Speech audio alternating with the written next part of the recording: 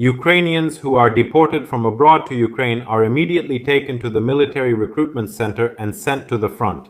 This was reported by the American publication CNN, and I hope that as many people as possible in the civilized world will see this information. Because very often the authorities of their countries remain silent about the problem of human rights violations in Ukraine. And in fact, the segregation that took place after February 24, 2022. According to CNN, 45 men from a single flight, 24 of them, were immediately handed over to the military enlistment offices as those wanted for mobilization. In fact, out of these 45 men, 24 were simply of conscription age. All the others were either younger or older. Deportations are taking place as part of the U.S. migration policy, which applies to both people with a criminal record and those who have violated visa regulations. And in fact, you can now be deported from America basically for any little thing, so there's nothing new about this. The State Border Guard Service confirmed some deportees were wanted by authorities. It is also reported that immediately after they were brought to Poland by plane, they were escorted to the Ukrainian border and handed over under guard. Imagine, some criminals are handed over to the Ukrainian border guards and the Ukrainian border guards. Of course, they were detained just like criminals, even though they hadn't done anything bad in Ukraine, and sent away. They called the Territorial Recruitment Center, the officers came, took them, and all of them were immediately mobilized. They didn't even make it home after returning from the US, they didn't even see their parents. Right away, they had to defend the sacred Ukrainian land, even if they didn't want to, even if they hadn't lived in Ukraine for the last 10 or 20 years. So you have to be very, very careful with this and understand that similar situations can happen. What else does this tell us? This means that everyone who is abroad must remember that they are in constant, permanent danger. To be under escort deported to Ukraine, meaning not just receiving a document obliging you to leave the country you're in,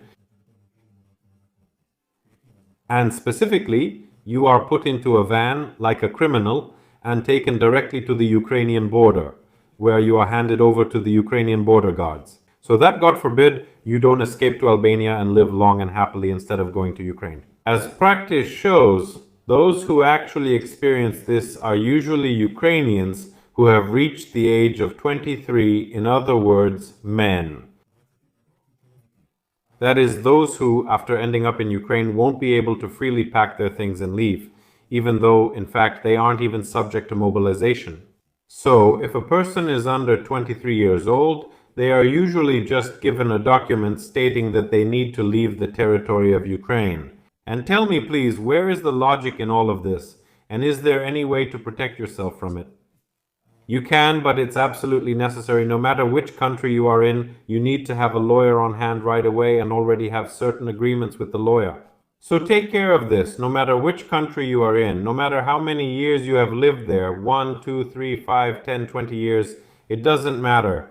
If you only have Ukrainian citizenship, then in fact you are in Europe with very limited rights, as they say. And even if you have lived in a certain country for 20 years, it doesn't mean that you can't be deported to Ukraine. And further, understand that if you are over 25 years old and you have no grounds for deferment, then with a high probability, right from the border, the conscription center staff will kindly take you and put you through processing. As they say, you arrive in Ukraine and you'll immediately be given a job, and you'll start working right away, immediately.